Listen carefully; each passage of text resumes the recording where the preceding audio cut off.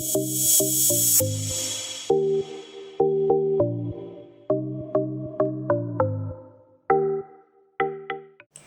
beautiful people, welcome to a brand new edition of Ladyz Digest, where issues in the world of women are discussed.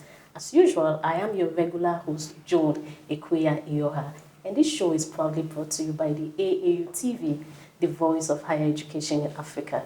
And we are in the premises of the Lucca Health Medical Centre to discuss a very vital issue affecting women. You can join the conversation on our social media handles, on our Facebook and YouTube pages, Association of African Universities, and our Instagram page at Ladyz Digest. Do stick with us as we introduce our guest and we digest the issue. Dr. Udele Tagoe is a general gynecologist and minimally invasive gynecologic surgeon. She is married with 4 children. She is very passionate about delivering quality, compassionate care to women. And her hobbies are running and reading. Welcome back, and we have in our midst our regular gynae, Dr. Udele Tagoe, as we have introduced her, and we are right in her office. Good day, doctor. Good morning. How are you? I'm fine, and thank you for inviting us to your office. Even in your tight schedule, you found it a place to invite us. Anytime. We are talking about, as I introduced earlier on, we're talking about uterine fibroid. And you made us know that uterine fibroid is very broad. And because you want our viewers to really understand it optimally, you've decided, you suggested that we'll divide the topic into 3 different episodes. So we try and treat one very, very well. So today we'll be looking at the introduction, the definition, the symptoms, and some causes. Sure. Thank you. So, to a very lay person, how would you define uterine fibroid that they would understand? Okay. First, I'll say that fibroids are non-cancerous or benign. That's the medical term for non-cancerous. Okay. Muscle growths in the uterus or the womb. The uterus itself is a muscle, and so the fibroids are a collection of muscle tissue, but it's very firm and hard. And they start to grow and expand the muscle tissue of the uterus. Okay. So in a nutshell, that's what uterine fibroids are. They're just non-cancerous growths of muscle tissue within the uterus or the womb. Okay. So I would just want a clarification here. When I was growing up, I heard fibroids. Yes. So I was almost thinking, and I saw uterine fibroids here, so I'm thinking, would I be right if I consider it like the term cancer, and you have different cervical cancer, or is uterine fibroids, and maybe people have just decided to delete the uterine? So first I just want to make clear that fibroids are non-cancerous. So you don't consider fibroids in the category of cancer at all. Okay. When you talk about fibroids, you may hear many different names. Okay. You can use the word uterine to describe them because that's where they grow, or you can just say fibroids without the uterine because in general, fibroids grow within the uterus. Okay. So when you have that understanding, you can say uterine fibroids or you can just say fibroids. It doesn't really make a difference if you say the uterine or not. Okay. You may also hear other terms like Lyoma. Leiomyoma. Leiomyoma. Exactly. Those are just the medical terms for the same thing, which is fibroids. For most people, it's easier to say fibroids, so we just stick to fibroids. And just remove the uterine. Okay. Yes, you don't have to say uterine, but you can. Yeah, okay. Per my research, I found out that this condition, it lies or ranges within the age of women within the age range of 40s, 20, in the fertility age. Yes. And with time, it shrinks after menopause. Any reason why it has targeted that particular age range? Yeah, so it is true that fibroids are most commonly diagnosed in women during their fertility years, Yes. their reproductive years. It's not just specifically within ages 40 and above, Okay. but women can be diagnosed at any time during their reproductive years. So from the time that reproduction becomes possible after the age of puberty, which, as we discussed before, Yeah. can occur in the preteen years, Yeah. you know, 10, 11, 12, Yeah. when a woman begins her menses, Yes. all the way up until the age of menopause, which on average, most women go through menopause when the menstrual periods stop around age 52 or so. Okay. So it's the case that because the hormonal stimulus, hormones are what cause fibroids to grow in women. And we start producing our female hormones after the age of puberty, so that's where you start to find fibroids starting to grow. It's very uncommon that you'll diagnose teenagers with uterine fibroids. Teenagers. It's uncommon. Okay, it's uncommon. It's not common that you'll Okay. diagnose Okay, so teenagers it's- with yeah. fibroids. However, when women start to get into the 20s, 30s, 40s, that's most commonly when they will be diagnosed. Okay. But fibroids are very slow growing tumors. Again, not cancerous tumors, but tumor just means a growth of tissue. So fibroids are very slowly growing tumors in general. And so it's usually the case that it's not until they begin to cause symptoms, that's usually when a woman will seek care to find out what's causing those symptoms, and that's when fibroids can be diagnosed. So in general, fibroids start growing during the reproductive years. It's usually when they start to cause symptoms that they get diagnosed. And most of the time, women tend to notice those symptoms in the 20s, 30s, or 40s. Wow, wow. So what are some of the risk factors of these fibroids? So I think you mentioned earlier that fibroids tend to occur most commonly in women who are African American, African, Hispanic, or Asian. Those are the most common groups of women in which you will find fibroids. Caucasian women get them as well, but just not as frequently, and it's not as prevalent as in those categories that I just mentioned.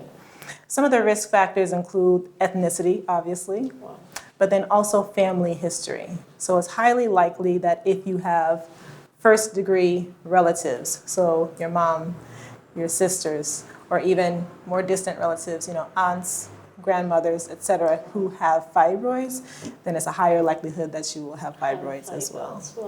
I see. Yes. Unfortunately, we don't know the reason why fibroids grow. We're still working on finding out why they grow. But we do know that ethnicity and family history play a very big role in the likelihood a woman will get fibroids. Wow. So those are the only two? Those are the main two, yes. Okay, so lifestyle doesn't? Not really. In terms of maybe your eating habits, your... Not necessarily. There's a lot of investigation into that. There have been, you know, there's obviously a correlation with hormonal status.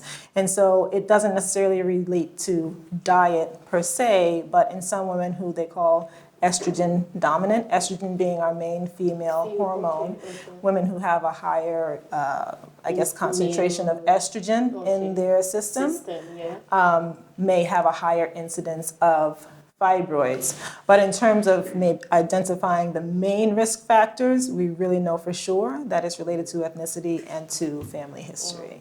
Yes. The diet, we haven't identified any one particular food or food group that increases your risk of getting fibroids. Okay, but research is still in place. Research is still in progress always, because we know fibroids they are a big problem for many women. So there's definitely research ongoing in terms of what causes them, but we haven't found the answer yet. The answer, yes. Oh, I see. As it's the tradition of Ladyz Digest to delight our guests with tips in 1 minute. Sure. Okay, this is still Ladyz Digest. Join Adra Omi, our tips in 1 minute presenter, for our tips in 1 session. Hello there, welcome to Tips in 1 segment on Ladyz Digest. Today we are talking about uterine fibroid. According to the World Health Organization, fibroid is extremely common. The report states as many as 80% of African American women and 70% of Caucasian, Hispanic, and Asian women develop uterine fibroids by the time they are 50. Doctors don't really know the cause of uterine fibroid, but research and clinical point out genetic changes, hormones, extracellular matrix, and other growth factors as major causes. Symptoms include heavy menstrual bleeding, menstrual periods lasting more than 1 week, frequent urination, constipation, back pain, and leg pain. Seek medical attention immediately you notice any of these symptoms. Preventing uterine fibroids may not be possible, but it's only a small percentage of these tumors require treatment. But by making healthy lifestyle choices such as maintaining a normal weight and eating fruits and vegetables, you may be able to decrease your fibroid risk. Enjoy the rest of the program. Welcome back, and I hope you picked some things from the Tips in 1 Minute session. Do remember to join the conversation on our social media handles, on our Facebook and YouTube pages, Association of African Universities, and our Instagram page at Ladyz Digest. Welcome back, Doc. Thank you. So we are about rounding up, but before we go, just have this last question. How do I know if I have uterine fibroids? So in this sense, what are some of the symptoms that occur? Okay, so with uterine fibroids, sometimes they can be present, but not cause any symptoms at all. Okay. So it may be the case that a woman may be getting a gynecologic evaluation for some other reason, or even just a routine gynecologic checkup. Okay. So for example, like we discussed previously, a woman should have a routine gynecologic check once a year, even if nothing is wrong. Just go. And during the course of the evaluation, a routine pelvic examination where the doctor or where I will feel the internal pelvic organs, the uterus, the ovaries, etc. And I may feel the presence of a uterine fibroid. Okay. The woman may not know because she may not have any symptoms at all. So in a sense, I would say that's the most common symptom is nothing, okay?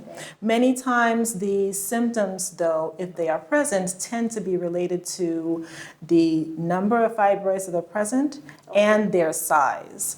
So we usually determine the size of fibroids based in centimeters. And so if you can imagine 3 centimeters would be the size of a golf ball. Now, I'm from the US, as you can see, and so I know many people play golf in the US.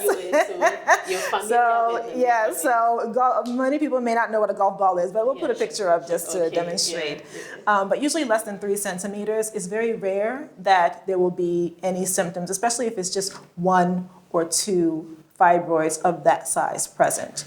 Also, the location of the fibroids also makes a difference. And so the uterus has an outer portion, an inner muscular portion, and then the very inside, which is where the menses comes from and where a baby would grow. Depending on the location of the fibroids, that also determines what the symptoms may be. Okay? So the next common symptom, apart from nothing, is heavy menstrual bleeding or prolonged menstrual bleeding. So usually there'll be some type of abnormality that occurs in the woman's menses, and that frequently will prompt a visit to the gynecologist. So when a woman comes to me with that, of course I do evaluation to determine what else could be causing the problem. But when fibroids are identified, then we go into discussion as to, you know, what the different management options are, which we'll talk about later. Other symptoms tend to be pain or what we call bulk symptoms. So pain, again, if there are many fibroids present, or if the fibroids are enlarging the uterus, because again, they grow within the uterus. So as the fibroids get large, the entire womb gets large. So if you can imagine during a pregnancy how as the baby grows, the uterus also grows. Same thing with fibroids. So when you have fibroids there, as they enlarge, especially when they get beyond 3 centimeters in size, which is the golf ball. Exactly. Or if there are many fibroids present, there then can be more than one. Most of the time there tends to be more than one. Yes. And so as they grow, the uterus will also grow. And so that can cause pain just because there is a larger surface area to the uterus and there are pain receptors. Basically, the receptors that can sense pain, they increase on a larger size organ. And so if there is any pressure, like let's say even during intercourse, sometimes there can be pain related to that. But then also the bulk symptoms, like I described, those tend to be because of the bulk or the larger size of the uterus. The uterus sits above the bladder, which is what holds the urine, or rather I should say the bladder sits below and in front of the uterus. So as the uterus enlarges, it will press down and be heavier on the bladder. So one bulk symptom can be increased frequency of urination. The bladder is also an organ that expands as the urine flows into it, and then when it reaches a certain quantity, then the bladder will squeeze to say, okay, it's time to go relieve yourself. But when you have a large fibroid uterus putting pressure on the bladder, it can't expand as much. And so even when there's a small amount of urine that goes in, you'll feel the urge to go, okay? Similarly, the bowels, the intestine, the exit point for the feces or the stool to come out, the intestines, a portion of it sits directly behind the uterus as well. And so again, when you have a large, heavy fibroid uterus pressing on the intestine, the bulk symptom there tends to be constipation or difficulty with relieving or removing the bowel movement. And so it may be the case that whereas you used to go easily, maybe once a day or whatever the normal frequency is for you, you may notice that your bowel movements tend to be spaced more, so you can't go daily like you used to. Or it may be the case that the stool is much harder to get out, so you're straining more. And it's all because the heavy uterine fibroid is putting pressure on the intestines, and sometimes putting pressure such that the lumen or the opening of the intestine becomes more narrow because you have something pressing on it. An analogy for that would be if you have a water hose and you're watering the grass and then someone comes and steps on it, or maybe someone is rolling something by a wheelbarrow or whatever and rolls over it temporarily. The pressure that's on it will obstruct the flow of the water through the hose. So in this case, the fibroid uterus is pressing on the intestine and decreasing the opening of the intestine, so the stool, the waste matter can't come down as easily. And so when you go, you may notice only a small amount comes out. It may be very firm, but you still feel the pressure from that. And sometimes women just feel a heaviness, or they may feel that their belly is protruding a bit. I wanted to go there. Is that why? Because the uterine expands. Yes. So women at times think they are pregnant, or people can see them outside and they're like, wow, this lady is pregnant. But then it doesn't go big, and after 9 months, you're done. Absolutely. So some people do make the mistake of seeing a woman with a larger belly and asking if they're pregnant. This is just a warning. Don't do that. Don't do that. Because you may not know. Even if a woman is of reproductive age, and yes, it is very common that most of the time the woman may be pregnant, you don't know. Maybe they have another problem like fibroids or even something else that could be making their belly get big. It may just be the case that it's just fat. Unfortunately, I'm sorry, ladies. Sometimes it's just fat. Sometimes it's not fibroids. Yes, fibroids can grow to a size to make your belly stick out. It's not always the case, but that can also be one of the symptoms that the belly does start to protrude, because just like a baby growing in the womb, making the belly expand, the fibroids do the same because they're growing in the same place in the uterus. And so as they enlarge, sometimes the belly can stick out a bit. Infertility can also be a symptom of uterine fibroids. However, it's not the case that all cases of infertility are caused by fibroids, okay? The location of the fibroids really makes a difference in whether or not it causes infertility. Like I said, the fibroids can be located either completely outside of the uterus, meaning on the surface, or within the muscle, or on the inner part where a baby would grow.